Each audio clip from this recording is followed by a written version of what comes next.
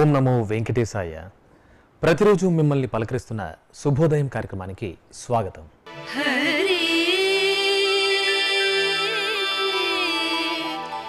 హరి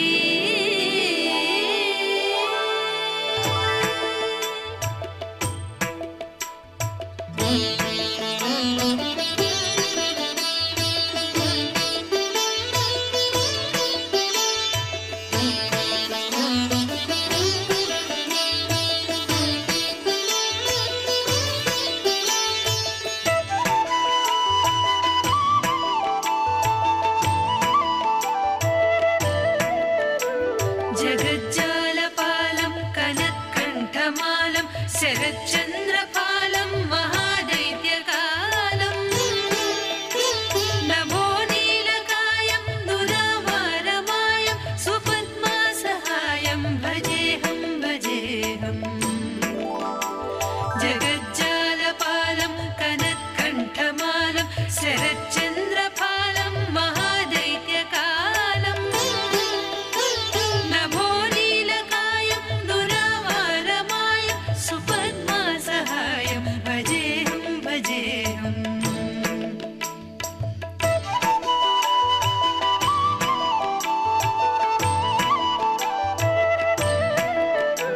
సదాంబోధివాసం గలత్పుష్పహాసం జగత్సన్నివాసం శతాదిత్యభాసం గదాచక్రశస్త్రం లసత్పీతవస్త్రం హసచ్చారువక్త్రం భజేహం భజేహం.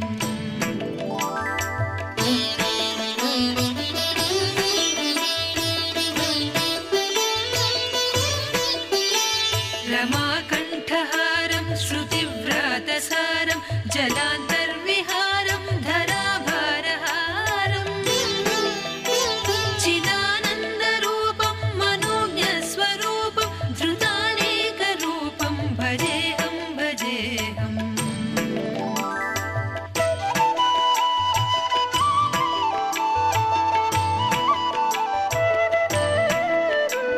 జరాజన్మహీనం పరానందపీనం సమాధానలీనం సదైవానవీనం జగజ్జన్మహేతుం సురానీకకేతుం త్రిలోకైకసేతుం భజేహం భజేహం.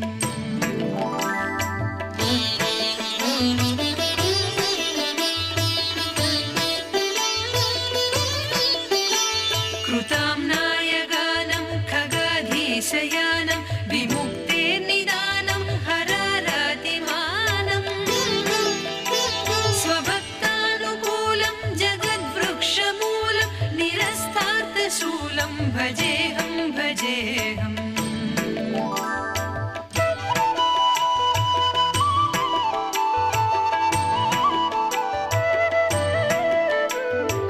సమస్తామరేశం ద్విరేఫాభకేశం జగద్దింబరేశం హృదాకాశవేశం సదా దివ్యదేహం విముక్తాఖిలేహం సువైకుంఠగేహం భజేహం భజేహం.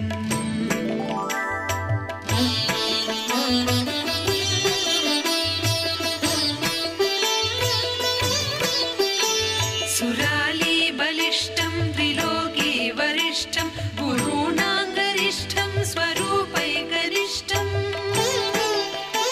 సదా యుద్ధధీరం మహావీరవీరం భవాంబోధితారం భజేహం భజేహం.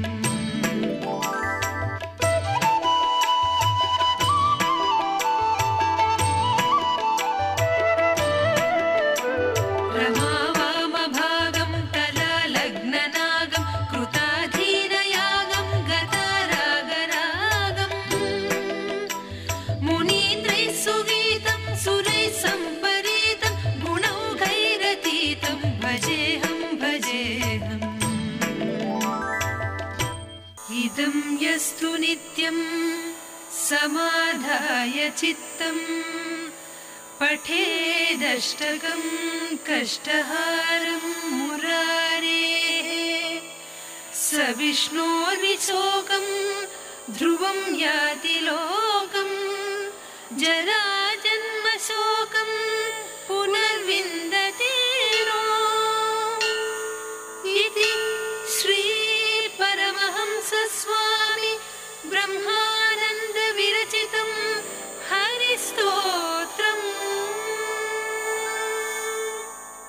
మన సనాతన ధర్మంలో ఎన్నో విషయాలను ఆనాడే మన ఋషులు మునులు చెప్పారు. వాటిలో కొన్ని విషయాలను ఋషివాక్యం ద్వారా తెలుసుకుందాం. శ్రీ వెంకటేశాయ శ్రీనివాసాయ గోవిందాయ నమో నమః. నమో మహద్భ్యో ఋషిభ్యో గురుభ్యో నమః. ఋషివాక్యాల్లో ఈరోజు నారద మహర్షి వాక్యాలు చెప్పుకుంటూ ఉన్నాం. భక్తి సూత్రాలు రచించిన వాడు నారద మహర్షి. అందుకే పురాణాల్లో అనేక సందర్భాల్లో నారదుడు చేసిన బోధలు కనబడుతుంటాయి. అయితే భక్తి గురించి ఎక్కడ చెప్పిన విషయం ఒక్కటే అయినప్పటికీ కూడా చెప్పిన తీరులో రకరకాల పద్ధతులు ఉంటూ ఉంటాయి. కపిల గీతలో కపిలావతారంలో నారాయణుడు కూడా భక్తి గురించి చెప్పాడు. ఇంచుమించు అవే విషయములు దేవీ భాగవతంలో దేవీ గీతలో అమ్మవారు హిమవంతుని కూడా బోధించారు. అందులో సగుణ భక్తి నిర్గుణ భక్తి అని రెండు విషయములు కూడా ప్రస్తావన చేయబడ్డాయి. అదే అంశాన్ని ఇక్కడ చెప్తూ దానిలో ఒక ప్రత్యేకతను చెప్తున్నాడు నారదుల వారు. భక్తి అనేటువంటిది లభిస్తే అది క్రమంగా దుఃఖాలను తొలగించి సుఖాలను ఇస్తుంది ఎవరికైనా సరే. సామాన్యతో విశేషాచ్చ విష్ణోర్భక్తిం సనాతనిం అత్యంత సుఖ సంప్రాప్తో విచ్ఛేదే దుఃఖ సంతతే. సాధారణ భక్తి కానీ అసాధారణ భక్తి కానీ ఏదేమైనప్పటికి కూడా అది దుఃఖాన్ని తొలగించి సుఖాన్ని ఇవ్వగలదు. అయితే ఆ భక్తుడి యొక్క స్థితి బట్టి వాడి సంస్కారం బట్టి అది లౌకికమైనదైతే లౌకికమైన సుఖాన్ని ఇస్తుంది. ఆ భక్తి లౌకిక విషయాలు కోరనట్లయితే మోక్షాన్ని కూడా ఇస్తున్నది అంటూ భక్తి ప్రధానంగా రెండు విధాలుగా ఉంటుందని చెప్పుకోవచ్చు. సగుణ భక్తి నిర్గుణ భక్తి. అందులో సగుణ భక్తి 3 రూపాలతో ఉంటుంది, నిర్గుణ భక్తి ఒక్క రూపంతోనే ఉంటుంది. త్రిధాసా గుణభేదేన తురీయా నిర్గుణామత కామక్రోధాభిభూతానాం దృష్ట్యా యాన్యన్ నపశ్యతాం లబ్ధయే చాభిచారాయ భక్తిశ్యాన్ నృపతాపసి. ఇవి చాలా జాగ్రత్తగా గుర్తుపెట్టుకుంటే మనం ఎటువంటి స్థాయిలో ఉన్నామో తెలుసుకుని ఎలా మనల్ని మనం సంస్కరించుకోవచ్చో గ్రహించవచ్చు. తామస భక్తి ఎలా ఉంటుందంటే నిరంతరం కామక్రోధాలతో ఉన్నటువంటి వాడే, ఇతరుల పట్ల ఎటువంటి ప్రేమ కూడా లేకుండా, అసలు ఇతరులను గుర్తించకుండా, ఇతరుల్లో గొప్పతనాన్ని కూడా గుర్తించకుండా నిరంతరం కామక్రోధాలతో ఉన్నటువంటి వాడే, ఇతరుల హింస కోసం భగవంతుడిని ఆరాధించేవాడు ఎవడైతే ఉంటాడో, అంటే అభిచారము అంటే ఇతరుల్ని హింసించే బుద్ధితో భగవంతుడిని ఆరాధించేవాడు, వాడు తామస భక్తుడు అనిపించుకుంటాడు. ఇది ఉత్కృష్ట భక్తి కాదు. ఈ తామస భక్తికి ఉదాహరణ మనం రావణాసురుడు, భస్మాసురుడు మొదలైన వాళ్ళని చెప్పుకోవచ్చు. వాళ్ళు కూడా దేవుణ్ణి పూజించారు, మహామహా తపస్సులు చేశారు. ఏం లాభం? వాళ్ళ కామక్రోధాలు చాలా విశేషంగా ఉన్నాయి. ఇతరుల పట్ల గౌరవం లేదు, ఇతరుల పట్ల ప్రేమ లేదు, అదేవిధంగా ఇతరుల్ని హింసించాలనే ప్రవృత్తి కలవారు. అటువంటి వారి భక్తి పేరు తామస భక్తి అంటారు. దీన్ని బట్టి అందరి భక్తుల్ని కలిపేయకూడదని తెలియాలి. ఇక్కడ ప్రహ్లాదుణ్ణి రావణాసురుడిని కూడా కలిపేస్తే ఎలాగా? అలాగే సుఖయోగింద్రుడిని భస్మాసురుడిని కలిపేస్తే తప్పు. ఈయన భక్తుడు ఆయన భక్తుడు అని కలపకూడదు. కానీ భక్తుల్లో కూడా భేదాలు ఉంటాయని తెలుసుకోవాలి. కానీ తామస భక్తులు అంటే ఏంటో చెప్పుకున్నాం. ఇక రాజస భక్తులు ఎలా ఉంటారంటే యశచే చాతిరిక్తాయ పరస్య స్పర్ధయాపివ ప్రసంగాత్ పరలోకాయ భక్తిస్సా రాజసీ స్మృత. ఎప్పుడు కీర్తి కోసము పేరు ప్రతిష్టల కోసము కొంతమంది భక్తిని అవలంబిస్తారు. దాంతో లోకల్ని వీడంత భక్తుడండి అని అవతల వాళ్ళు అనుకోవాలని కొంతమంది భక్తిని చూపిస్తుంటారు. అదేవిధంగా పరస్య స్పర్ధయ ఇతరులతో పోటీ పడుతుంటారు. ఒక పెద్ద మహాపండితుడు ఒక సవాలు విసిరేట. ఏమనంటే, నేను చాలా గొప్పవాడిని, ఎవరైనా నాతో పోటీ పడతారో రండి చూద్దాం, నేను భగవంతుడు ప్రత్యక్షమయ్యే వరకు తపస్సు చేస్తాను, మీరు కూర్చోగలరో నేను కూర్చోగలరో చూద్దామన్నాడు ఒక ఆయన. దీన్ని రాజస భక్తి అంటారు. ఇతరులతో పోటీ పడే భక్తి గొప్ప భక్తి కాదు. అదేవిధంగా ప్రసంగాత్ పరలోకాయ ఇహలోక సుఖాలు కానీ పరలోక సుఖాలు కానీ కోరి చేసే భక్తిని రాజస భక్తి అంటారు. ఇక మూడవదైనటువంటి భక్తి సాత్వికీ భక్తి. సాత్విక భక్తి ఎలా ఉంటుందంటే ఆముష్మికం స్థిరతరం దృష్ట్వా భావాన్ వినస్వరాన్ పశ్యతాశ్రమవర్ణోక్తాన్ ధర్మాన్నైవ జిహాసత. ఈ లోకం చాలా అశాశ్వతమైనది, ఆయుష్ చాలా చిన్నది. కానీ ఇక్కడ సుఖాలు పొందాలనే తాపత్రయంతో ధర్మాన్ని విడిచిపెట్టరాదు. ధర్మంలో ఉంటే ప్రస్తుతం సుఖం లేకపోయినప్పటికీ కూడా పరమార్థంలో సుఖం లభిస్తుంది అనేటువంటి భావంతో కష్టాన్ని సహిస్తూ ధర్మాన్ని విడిచిపెట్టకుండా ఆముష్మికం స్థిరతరం దృష్ట్వా ఐహికం కంటే ఆముష్మికమే స్థిరమైనది అనేటువంటి భావంతో ఉంటూ పుట్టి నశించిపోయేటువంటి లౌకిక సుఖాల పట్ల ఆసక్తి లేకుండా తనదైనటువంటి ధర్మాన్ని పాటిస్తూ ఎవడైతే ఉంటాడో, అంటే తన ధర్మాన్ని విడిచిపెట్టకుండా భగవంతుడిని ఎవరైతే ఆశ్రయిస్తాడో, పైగా ఆశ్రయం దేనికి అంటే చిత్తశుద్ధి కోసం, ఆత్మజ్ఞానం కోసం భగవంతుడిని ఆశ్రయిస్తున్నానని చెప్పుకుంటాడో అటువంటి వాడు సాత్విక భక్తుడు అనిపించుకుంటాడు. కానీ సాత్విక భక్తి లక్షణాలు ఇప్పుడు మనం గమనించినట్లయితే ఇహం కంటే పరమే ముఖ్యం, ఇహం చాలా అశాశ్వతం, పరం శాశ్వతం అనే భావం కలిగి ఉండాలి, స్వధర్మాన్ని విడిచిపెట్టకుండా ఉండాలి, ఆత్మజ్ఞానం లక్ష్యంగా కలిగి ఉండాలి. అటువంటి భక్తిని సాత్విక భక్తి అంటారు. ఇలా 3 రకాల భక్తులు చెప్పారు: తామస, రాజస, సాత్వికి. ఇదే విషయం మనకి దేవీ భాగవతంలోనూ కపిలగీతలో కూడా ప్రస్తావన చేయబడింది. ఆ సందర్భంలో ఒకప్పుడు మనం స్మరించుకున్నాం. కానీ ఇక్కడ నారదుల వారు ఒక కొత్త కోణంలో ఒక ప్రత్యేకమైనటువంటి స్పష్టతని ఇస్తూ మరొక వివరణ చెప్పారు. అంతేకాదు, పురాణాలు మారినా హిందూ ధర్మం మారదు, హిందూ ధర్మ సూత్రాలు ఒకటే అనే విషయం కూడా దీన్ని బట్టి తెలుస్తున్నది. ఇక్కడ ఇందులో తామస భక్తి నీచమైనది, రాజస భక్తి గొప్పదేమీ కాదు, సాత్విక భక్తి నిర్గుణ భక్తికి హేతువవుతుంది. కానీ సాత్విక భక్తి ఈ 3 గొప్పది. అంతేగాని సాత్విక భక్తి కంటే గొప్ప భక్తి మరొకటి ఉంది, అదేంటో తెలుసుకోవాలి, ప్రయత్నం చేద్దాం. కానీ తామస భక్తిలో ఉన్నవాడు క్రమంగా రాజస భక్తిలోకి వచ్చే ప్రయత్నం చేయాలి, రాజస భక్తిలో ఉన్నాడు సాత్విక భక్తిలోకి వచ్చే ప్రయత్నం చేయాలి. సాత్విక భక్తి క్రమంగా మనల్ని నిర్గుణ భక్తిలోకి తీసుకువెడుతుంది. నిర్గుణ భక్తి అంటే ఏమిటో రేపు పరిశీలిద్దాం. కానీ ప్రస్తుతం ఈ 3 భక్తులు మనం పరిశీలిస్తే సాత్విక భక్తి చాలా ముఖ్యమైనటువంటిది.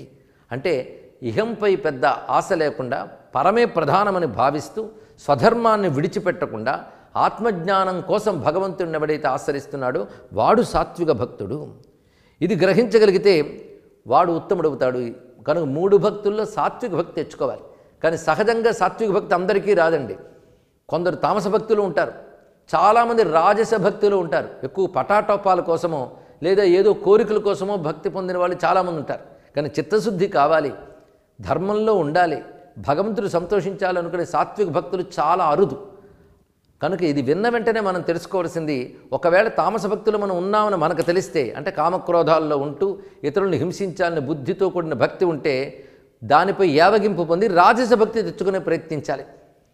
ఆ రాజస భక్తి కంటే గొప్పది సాత్విక భక్తి కనుక దానిలోకి వెంటనే ప్రయాణం చేయాలి. కనుక మానవుడైన వాడు సాత్విక భక్తిని సాధనలోకి తెచ్చుకోగలిగితే చిత్తశుద్ధి ఏర్పడుతుంది, వాడి వల్ల లోకానికి క్షేమం కలుగుతుంది.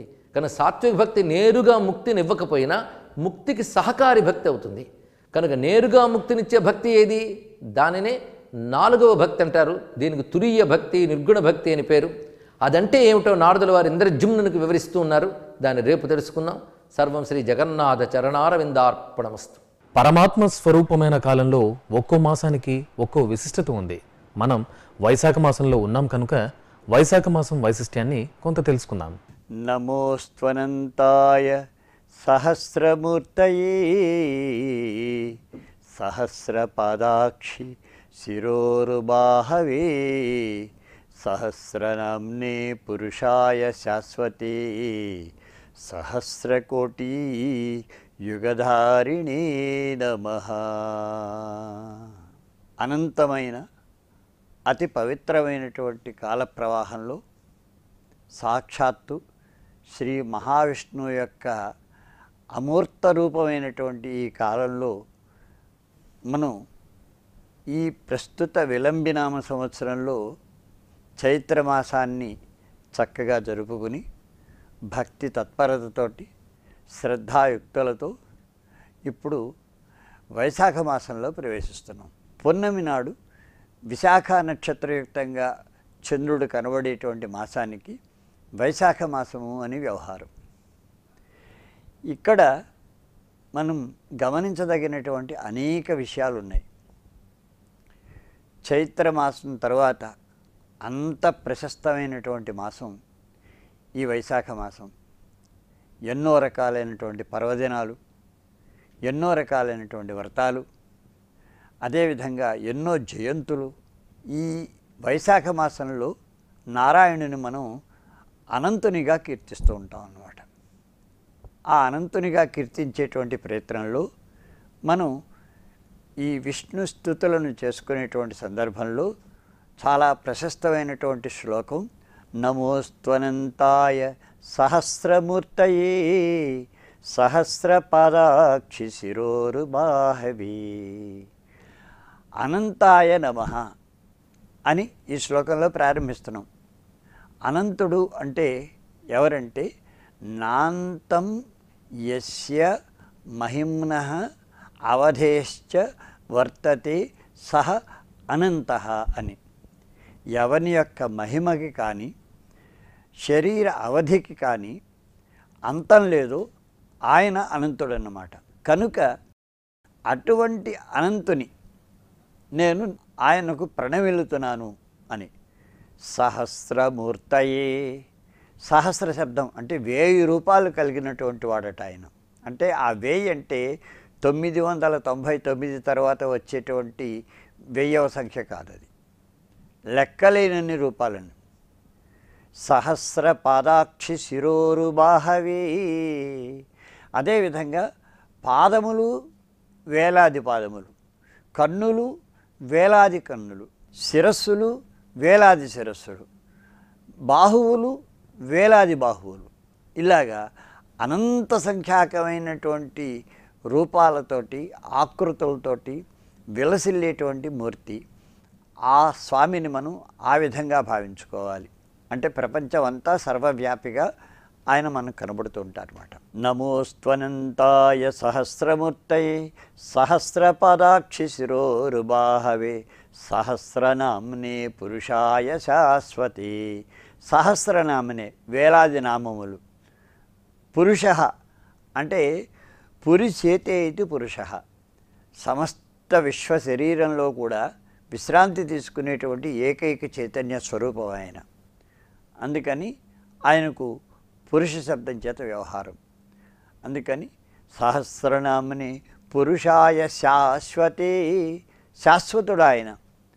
మిగిలినటువంటి వస్తువులన్నీ కూడా అనిత్యాలు, కానీ ఆయన నిత్యమైనటువంటి తత్వం ఏదైనా ఉందంటే ఆ మహావిష్ణు తత్వం మాత్రమే. కనుక శాశ్వతుడు అని పేరు అన్నమాట. అటువంటి స్వామికి నమస్కారము అని చెప్పడం అనేటువంటిది ఈ శ్లోకం యొక్క అంతరార్థం. కనుక ఈ వైశాఖ మాసంలో మనం స్వామిని ఈ విధమైన అనంతనామంతో వ్యవహరిస్తూ ఆ అనంత తత్వంగా భావించుకుంటూ ఆ తత్వాన్ని అవగాహనలోకి తెచ్చుకోవడం అనేటువంటిది ఎంతో అవసరమైనటువంటి విషయం. ఇది వైశాఖ మాసంలో మనల్ని ఉద్ధరించేటువంటి విషయం కూడా. వైశాఖ మాసంలో ఒక్కో తిథిలో ఒక్కో విశిష్టత దాగి ఉంది. మరి ఈరోజు తిథిలో దాగి ఉన్న విశిష్టతను తెలుసుకుందాం. ఈరోజు ఏప్రిల్ 17వ తేదీ చాంద్రమాన విలంబినామ సంవత్సర ఉత్తరాయణ వసంత ఋతువులో వైశాఖ మాసంలో శుక్లపక్షంలో తొలి తిథి అయినటువంటి పాడ్యమి మంగళవారం, భరణి నక్షత్రం. ఇక్కడ మనకు కొన్ని విశేషాలు ఉన్నాయి. ఇది శుక్ల ప్రతిపత్తు, చాలా ప్రశస్తమైనటువంటి తిథి. కానీ సూర్యోదయ సమయం తర్వాత కొంతసేపటికి పాడ్యమి సమాప్తం అవుతోంది. అయిన తర్వాత విదియ ప్రారంభం అవుతోంది. ఈ విదియ మరునాడు సూర్యోదయానికి ముందే సమాప్తం అవుతున్నది కనుక విదియను ఏష్యమైంది అని మనం చెప్పుకుంటూ ఉంటాం అన్నమాట. ఇక్కడ విదియా తిథి ఈ రోజంతా ఉన్నది కనుక సాయంకాలం చంద్రోదయ సమయానికి విదియ ఉంటూ ఉన్నది కనుక సాయంకాలం మనం చెప్పుకునేటువంటి సందర్భంలో చంద్రోదయం అంటే ప్రతి మాసంలో తొలి చంద్ర దర్శనం చేసుకునేటువంటిది విదయనాటి చంద్రుడిని చూడాలి అనేటువంటిది మనకి వ్యవహారం. కనుక విదయనాటి చంద్రుడు ఈరోజు ఉంటాడు కనుక చైత్రమాసపు తొలి చంద్రోదయ దర్శనం, చంద్ర ఉపాసనం, చంద్ర సంవత్సరం ఇవన్నీ కూడా ఈరోజే చేసుకోవాలి. అంతేకాకుండా ఈరోజు మంగళవారం కనుక కుజ సంబంధమైనటువంటి జపతపాదులని, కుజ సంబంధమైనటువంటి స్తోత్రాదులని, కవచాలని మనం పఠించుకోవాలి. ఇవి ఈనాటి తిథి, వార, నక్షత్రాదులకు సంబంధించినటువంటి కొన్ని విశేషాలు. గిరిధర గోపాల హరి గోవింద కృష్ణ హరి గోవింద ఆనంద.